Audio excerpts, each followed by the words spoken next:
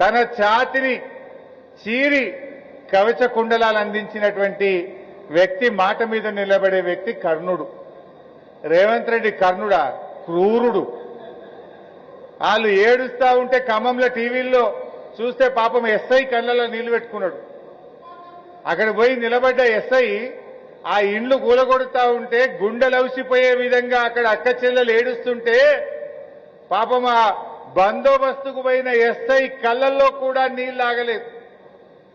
రాష్ట్రం మొత్తం 16 కోట్ల మంది, ఈ దేశం మొత్తం ఆ ఖమ్మం వీడియోలు చూసి బాధపడ్డారు. అంటే ఆ ఎస్ఐకి కళ్ళలో నీళ్లు వచ్చినాయి, ఆ వీడియోలు చూసిన మనందరం కూడా బాధపడ్డాం. కానీ వీసమెత్తు బాధపడని క్రూరుడు ఈ రేవంత్ రెడ్డి. నువ్వు కర్ణుడివి కాదు, నువ్వు క్రూరుడివి. కర్ణుడికి నీకు కంపారిజనే లేదు. కర్ణుడు మాట మీద నిలబడతాడు.